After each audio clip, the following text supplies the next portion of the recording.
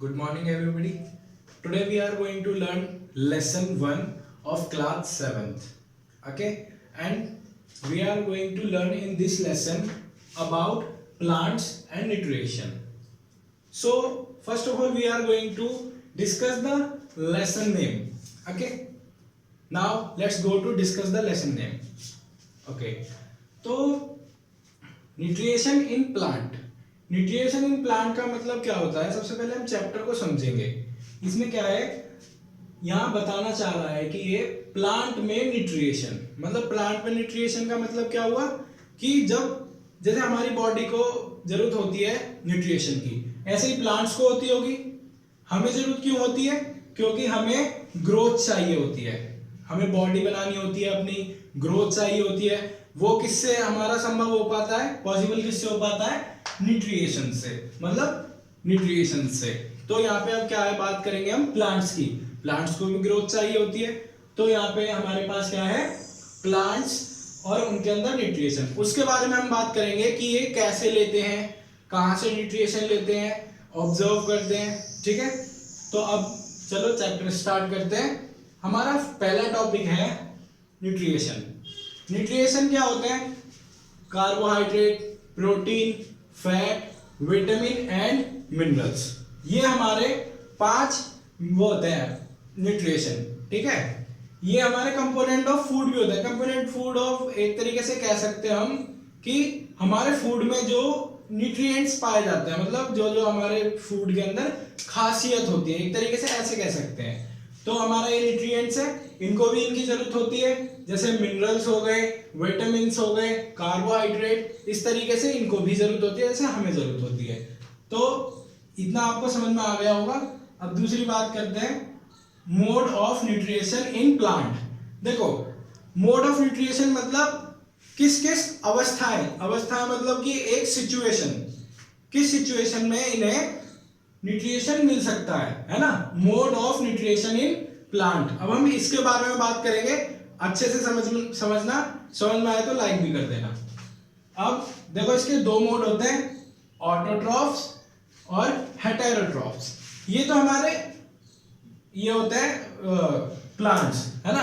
अब एक हेटेरोट्रॉपिक होता है, एक ऑटोट्रॉपिक होता है, मतलब जो हमारे प्लांट्स होते हैं. अब इनके बारे में समझते हैं. ऑटोट्रॉफ्स का मतलब क्या होता है? ऑटोट्रॉफ्स का मतलब होता है, ऑटो का मतलब होता है सेल्फ, मतलब ऑटोट्रॉफ से हम समझ सकते हैं कि जो खुद ही अपना खाना प्रोड्यूस करते हो, मतलब बनाते हो. जैसे कि पेड़ पौधे, है ना, प्लांट्स होते हैं, खुद ही बनाते हैं. अपनी जो इनकी रूट्स होती हैं, रूट्स में से क्या करते हैं, ये मिनरल्स, ये सब अपने अंदर लेते हैं, ऑब्जर्व करते हैं ये रूट्स से, और फिर वेसल्स के माध्यम से ये पत्तियों तक जाते हैं, इनमें टहनियों तक जाते हैं. आप समझ रहे हैं ना. तो अब इसका भी हम क्या एक तरीके से डिवाइड कर लेते हैं 2 पार्ट में, ऑटो और ट्रॉफ्स. ऑटो का मतलब होता है सेल्फ, जैसे कहते हैं ना ऑटोमेटिक, खुद ही होना. तो ऑटो का मतलब होता है सेल्फ. तो क्या है, ऑटो मतलब सेल्फ, मतलब ये खुद ही कर रहे हैं. नरिशमेंट. ट्रॉफ्स का मतलब होता है नरिशमेंट. तो इसमें क्या है, ये खुद ही अपना नरिशमेंट करते हैं, है ना, मतलब सेल्फ नरिशमेंट, ऑटोट्रॉफ्स. इसका मतलब भी आपको अच्छे से समझ में आ गया होगा. अच्छे से समझना, मुस्कुराते हुए. ठीक है, और दूसरा बात करते हैं, दूसरा मोड. पहला मोड क्या था, मेरे साथ साथ बोलना है आपको. पहला मोड था क्या, ऑटोट्रॉफ्स, और दूसरा मोड क्या है, हेटेरोट्रॉफ्स. दूसरा मोड क्या है, हाँ, हेटेरोट्रॉफ्स को भी हम डिवाइड कर लेंगे. हेटेरो का मतलब होता है अदर्स, मतलब अदर्स. अदर्स कौन से हो सकते हैं? जो कुछ ऐसे प्लांट्स होते हैं जो अदर्स होते हैं. ठीक है, यहाँ पर. और आपको पता ही है ट्रॉफ्स का मतलब क्या है. यहाँ पे हेटेरो ये अलग है और ये ट्रॉफ्स अलग है हमारा, है ना. इसको हम डिवाइड कर लेंगे. यहाँ मैंने इसलिए लिखा क्योंकि इसका मतलब यहाँ लिखा हुआ है. ठीक है, अब आप देख लीजिएगा, यहाँ ट्रॉफ्स का मतलब है नरिशमेंट और हेटेरो का मतलब अदर्स. ठीक है, तो अदर्स की बात करें, जैसे कि एक ह्यूमन बीइंग होता है, वो अदर्स से अपना नरिशमेंट लेता है. ठीक है, और ट्रॉफ्स का मतलब आप समझ चुके होंगे. अब दोबारा रिवाइज करते हैं इस चीज को. कितने कितने थे हमारे मोड? 2 मोड थे. पहले का नाम क्या था, ऑटोट्रॉफ्स. दूसरे का नाम हेटेरोट्रॉफ्स. ऑटोट्रॉफ्स को क्या कहते हैं, सेल्फ, और ऑटो को सेल्फ, और ड्रॉप्स को बोलते हैं नरिशमेंट। इतना आपको समझ में आ गया होगा, मैं आशा करता हूँ आपको समझ में आ ही गया होगा ये, क्योंकि ये बहुत ईजी चीज है, ज्यादा कोई बड़ी चीज नहीं है, इसको ज्यादा घबराहट में नहीं लेना कि हाँ जी 7th की साइंस है थोड़ी हार्ड होगी। सब बच्चों के लिए इजी है, मैं और इजी करने की कोशिश करूंगा। अब तीसरी बात करते हैं हम। तीसरी बात है हमारी फोटोसिंथेसिस।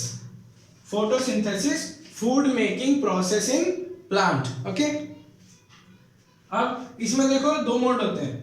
स्टोमेटा, स्टोमेटा क्या होता है, पहले मैं स्टोमेटा को डिफाइन करूंगा, फिर उसके बाद करूंगा फोटोसिंथेसिस को। आपने ये अपनी 6ठी क्लास में भी पढ़ा होगा और 5वीं क्लास में भी पढ़ा होगा, स्टोमेटा और फोटोसिंथेसिस। कोई बात नहीं, अगर किसी स्टूडेंट को नहीं पता और किसी को पता है वो तो बहुत अच्छी बात है। अगर किसी को नहीं पता, मैं यहाँ पर एक्सप्लेन कर रहा हूँ, बहुत ही आसानी से होगा, आप समझ जाएंगे। देखो, हम बात करते हैं सबसे पहले स्टोमेटा की। स्टोमेटा है ना, एक छोटा सा छेद होता है काय में, पत्तियों के अंदर, है ना, जिससे ट्रांसपिरेशन होता है। जैसे कि वो वाटर लेते हैं या ऑक्सीजन लेते हैं और छोड़ते हैं बाहर कार्बन डाइऑक्साइड को, सॉरी कार्बन डाइऑक्साइड लेते हैं और ऑक्सीजन को बाहर छोड़ते हैं। देखो, ये हमारी पत्ती हो सकती है, ठीक है। इस पत्ती में यहां पर एक छोटा सा छेद होता है, उसका डायग्राम कुछ इस तरीके से होता है। इन वे आप 2 काजू की तरह बना सकते हैं आराम से, इस तरीके से। यहां पर कुछ बना होता है इसके यहां, जिससे ट्रांसपिरेशन होता है। आपको समझ में आ रहा है ये? तो स्टोमेटा कहते हैं एक छोटा सा छेद होता है जिससे ट्रांसपिरेशन की प्रक्रिया इसमें जारी रहती है, ठीक है। अब बात करते हैं हम फोटोसिंथेसिस। अब फोटोसिंथेसिस की बारी है। तो फोटोसिंथेसिस क्या होता है, इसको भी समझना जरूरी है। आपने 6ठी क्लास में भी पढ़ा होगा कि जो सूरज से रोशनी आती है ना, जो सूरज से रोशनी आती है, the light of the sun comes on the tree. अब क्या है, एक ये ट्री है, मैं डायग्राम बना के दिखाता हूं आपको। एक ही हमारे पास ट्री है और ट्री में कुछ पत्तियां भी होती हैं, ठीक है। और ये हमारा सन, सूरज चाचू कह सकते हैं हम इसको, ठीक है। सन में से जो रोशनी आती है इस पे, तब इस पे पड़ती है, तो ये अपना एक तरीके से सन से भी एक खाने के रूप में लेता है। उस पिगमेंट का नाम है क्लोरोफिल। उसे क्या बोलते हैं हम? क्लोरोफिल। याद रखना है आपको।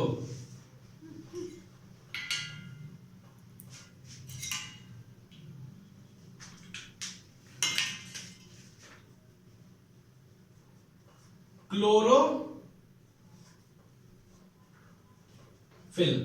ठीक है, उसे क्लोरोफिल कहते हैं, जिससे पत्तियां हरी होती हैं। आपको इस बात का याद रखना है, आपसे हमेशा पूछा जाएगा कि पत्तियां हरी क्यों होती हैं, क्योंकि उनमें क्या पाया जाता है? क्लोरोफिल। क्लोरोफिल कहां से आता है? क्लोरोफिल आता है सूर्य की रोशनी से, ठीक है। पत्तियां इसलिए उससे हरी हो जाती हैं। आपको समझ आया?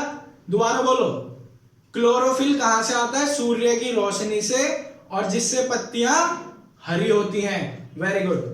चलो, अब हमारा ये तो टॉपिक खत्म हो गया है। मैं अब आपको एक इंपॉर्टेंट चीज बताने वाला हूं जो आपको जनरल नॉलेज के लिए भी काम आएगी। चलो पहले हम इसे रीड करते हैं। The sun is the ultimate source of energy for all living organism, ठीक है। मतलब क्या है? सन एक अल्टीमेट सोर्स है, मतलब एक बहुत ही इंपॉर्टेंट सोर्स है। किसका?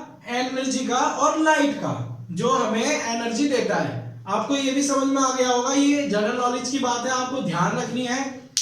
अब हमने ये इतना समझ लिया है। जो चीज आपको समझ में ना आई हो, आप कमेंट सेक्शन में मुझे बता सकते हैं मैसेज करके कि सर मुझे ये वाला टॉपिक समझ में नहीं आया या ये वाला टॉपिक समझ में नहीं आया। मैं आपको पूरी बताने की कोशिश करूंगा, और आपको जो चीज समझ में आई हो मुझे बता देना।